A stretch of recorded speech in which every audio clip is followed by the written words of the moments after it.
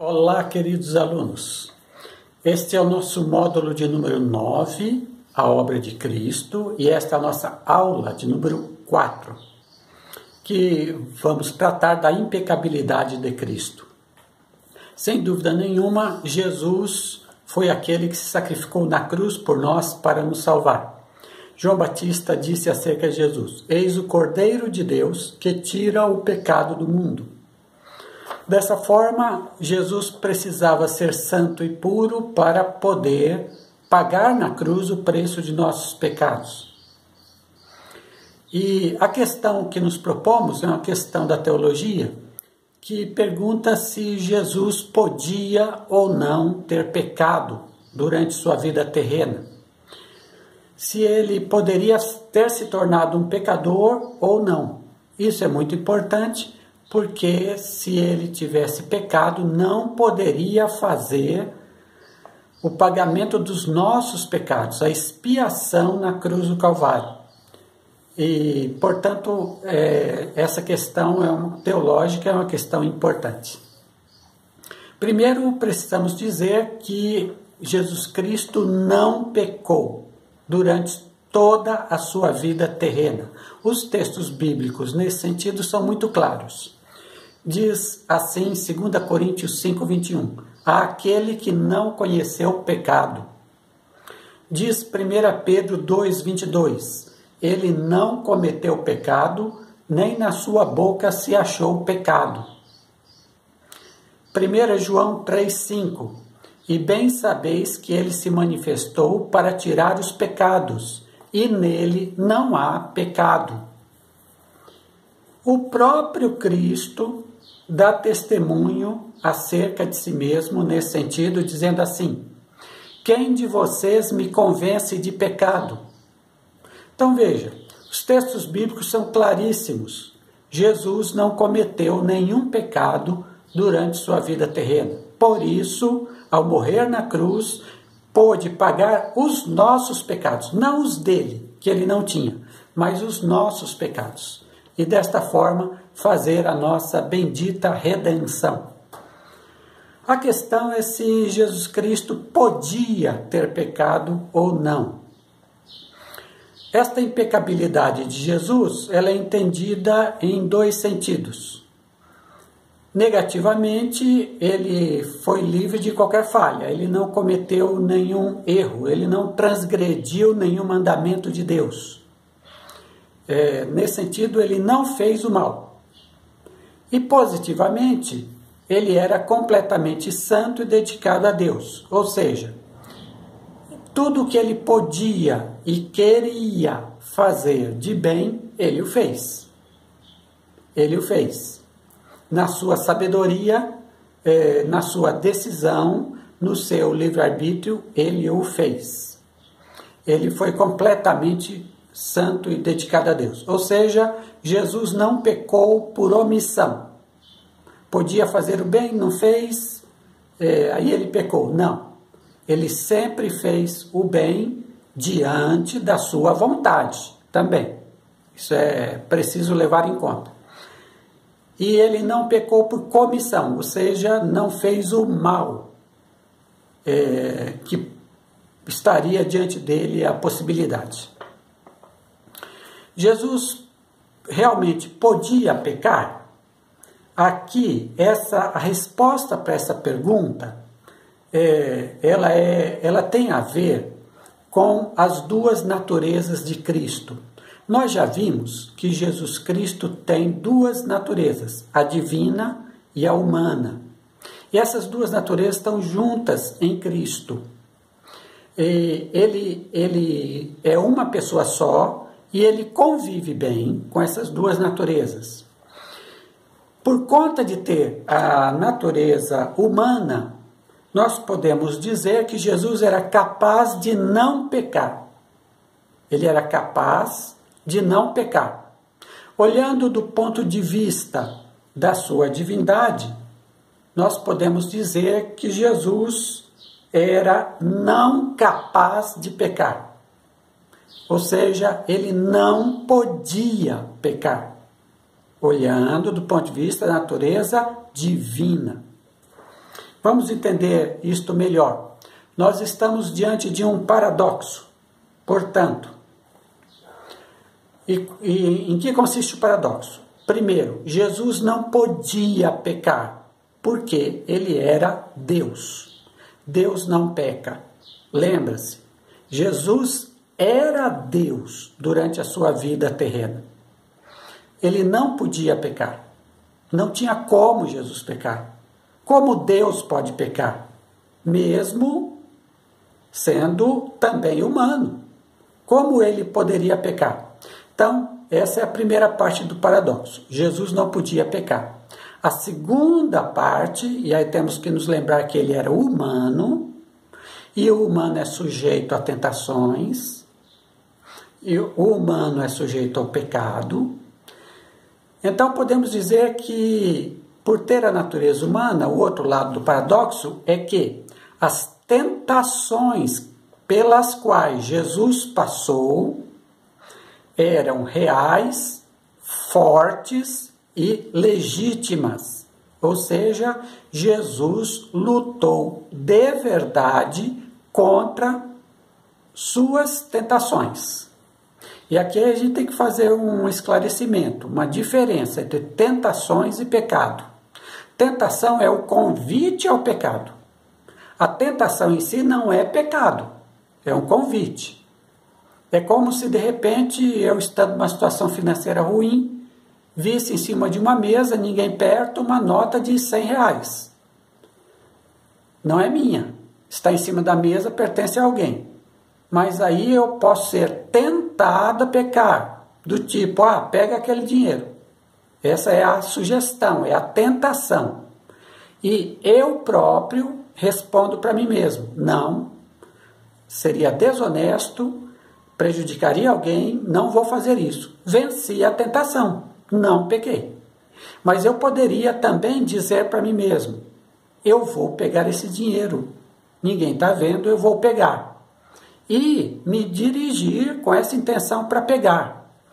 Nesse momento, entra alguém na sala. Aí eu imediatamente paro, desvio e faço outra coisa e não pego o dinheiro. Veja, não peguei o dinheiro, mas pequei. Porque tomei a decisão de pegar. Tomei a decisão. A questão que divide tentação de pecado é a sua decisão. É a decisão humana de pecar. É aí que o pecado acaba sendo consumado, quando eu decido pecar. Então, quando Jesus sofreu tentação, isso não significa que ele pecou. Foi um convite ao pecado. Mas o que a Bíblia diz é que em todos esses convites, Jesus disse não ao pecado e venceu o pecado. Nesse sentido, ele não pecou em termos humanos, mas isso significa que a tentação existiu, a tentação foi forte e Jesus teve que lutar e muito em si mesmo para não pecar. Então, ele, por um lado, não podia pecar, por outro lado, as tentações foram reais.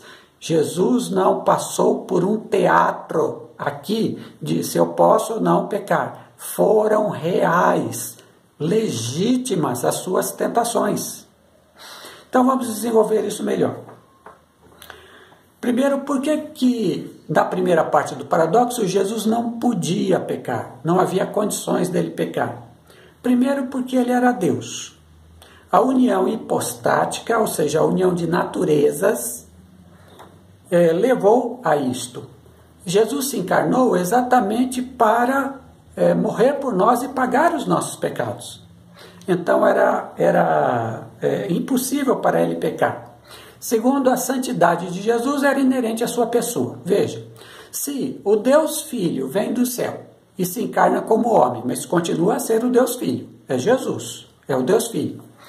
E ele vive aqui na terra com a sua natureza humana também. Se ele é Deus, ele é santo. É um atributo da divindade a santidade. E a santidade significa que ele vai repelir qualquer proximidade com o pecado. Deus não pode ser tentado pelo mal. Deus não pode, diz Tiago. Então, desta forma, Jesus, sendo Deus, não poderia pecar. Era impossível a ele pecar. Agora, o outro lado do paradoxo, suas tentações foram reais sobre sua vida. Ele teve que lutar e muito para vencer as tentações que ele sofreu. Nessa luta de Jesus, alguns aspectos humanos o ajudam nessa luta. Quais aspectos são esses? Primeiro, ele não tinha consciência de pecado anterior. Em nenhum momento Jesus parou assim e disse, estou sofrendo uma tentação? Mas eu já pequei ali atrás. Não. Jesus nunca teve a consciência, olha, eu já pequei antes. Ele nunca teve essa consciência, porque nunca pecou. Segundo, ele não tinha propensão para o pecado original. Todos nós nascemos com uma propensão para o pecado. É a herança de Adão sobre cada um de nós, descendentes de Adão. Jesus, quando nasceu, embora tenha nascido da Virgem Maria, que era, sim, uma pessoa que tinha também a propensão para o pecado, era uma pessoa que era também pecadora, Jesus, ele foi gerado pelo Espírito Santo. Então, o Espírito Santo o livrou da passagem desta herança, que é chamada de pecado original, no ventre de Maria. Então, Jesus nasceu completamente santo.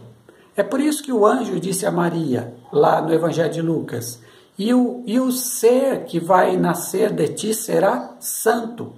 Santo, porque o Espírito Santo o gerou. Então, a santidade de Jesus, o fato dele não ter o pecado original, se deriva da realidade que o Espírito Santo gerou no ventre de Maria. E outra coisa, isso Lucas nos diz, é que Jesus tinha o Espírito Santo sem medida, ou seja, o Espírito Santo controlava a sua vida o tempo todo. Muito bem, vamos ver na Bíblia que as tentações de Jesus eram, de fato, genuínas, foram reais. E ele venceu com muita luta, com muita dor, as suas tentações. Começo com Hebreus 4,15. Falando de Jesus, ele diz, porém que, como nós, em tudo foi tentado, mas sem pecado. Como nós, ele, Jesus, em tudo foi tentado. Então, Jesus foi tentado em todas as coisas. Ele foi testado. E o texto diz que ele foi aprovado. O texto diz, mas sem pecado. Ele foi tentado em tudo, mas nunca pecou. Sempre venceu o pecado. Um outro texto é o texto de Lucas 22, 39 a 46. Lucas 22, 39 a 46. Que diz assim, então saiu e, segundo o seu costume, foi para o Monte das Oliveiras. E os discípulos o seguiram. Quando chegou àquele lugar, disse-lhes, orai, para que não entreis em tentação.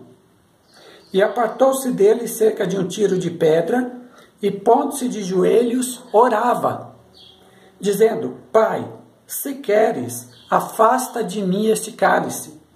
Todavia, não se faça a minha vontade, mas a tua. Então apareceu um anjo do céu que o confortava. E posto em agonia, preste atenção nessa frase, e posto em agonia, orava mais intensamente, e o seu suor tornou-se grandes gotas de sangue que caíam sobre o chão. Depois, levantando-se da oração, veio para os seus discípulos. O que o texto de Lucas nos diz? Primeiro, que Jesus estava diante da maior tentação da sua vida, rejeitar a cruz, não passar pela morte que traria a nossa salvação, mas ele sofreria a morte e a dor de receber nossos pecados e a dor de receber a ira do Pai. Ele não queria passar por isso. Ele diz: Pai, se possível, passa de mim este cálice, que era a sua morte na cruz. Mas logo em seguida ele completa: mas não seja feita a minha vontade, mas a tua. Jesus passou por esta tentação difícil. O texto diz que em agonia, agonia significa angústia, ou seja, aquilo foi até o fundo da sua alma. Até o fundo, foi uma luta intensa, e tão intensa que, diz o texto, ele suou gotas de sangue. Ora, suar gotas de sangue significa que a pessoa está num estresse emocional, espiritual tão forte que os vasos de sangue de seu rosto se rompem e ele sua sangue. Foi o que aconteceu com Jesus. A agonia foi tão grande, a tentação foi tão grande, que ele suou gotas de sangue. Um anjo precisou confortá-lo. Ele estava numa situação extremamente difícil. Marcos nos diz sobre esse mesmo texto que ele teve pavor. Veja, não é apenas medo, pavor do que ia enfrentar na cruz. Mas a frase dele é: não seja feita a minha vontade, mas a tua vontade. Jesus venceu sua tentação e foi à cruz. A prova da vitória é que ele morreu na cruz. Ele venceu sua pior tentação, como ele venceu todas as outras tentações em todos os sentidos. Jesus foi um homem que venceu a tentação muito mais do que nós todos. E o texto de 1 Coríntios 10, 13 nos diz assim: não vos sobreveio nenhuma tentação senão humana, mas fiel é Deus, o qual não deixará que sejais tentados acima do que podeis resistir. Antes, com a tentação, dará também o meio de saída, para que a possais suportar. Toda a tentação que vem sobre nós, nós temos um meio de vencê-la, um meio de sair dela. Só que somos pecadores e vencemos algumas tentações e perdemos para outras tentações, cometendo pecados em nossa vida. Mas Deus garante que toda a tentação que vem sobre nós podemos vencer. O problema é que somos fracos e não aguentamos vencer, não conseguimos vencer todas as tentações que poderíamos vencer. O que acontece com Jesus? Todas as tentações vieram sobre ele e ele venceu todas as tentações. Isso significa que ele conhece todo o poder da tentação, não apenas uma parte, como nós, que cedemos, que pecamos, aí conhecemos só uma parte do poder da tentação. A outra parte que podemos vencer, nós não conhecemos, porque pecamos antes. Jesus não. Ele venceu todas as tentações, todas. Significa que ele conhece todo o poder do pecado e venceu todo o poder do pecado. Graças a Deus por nosso Senhor Jesus Cristo, que venceu o pecado por nós, como homem que ele também foi.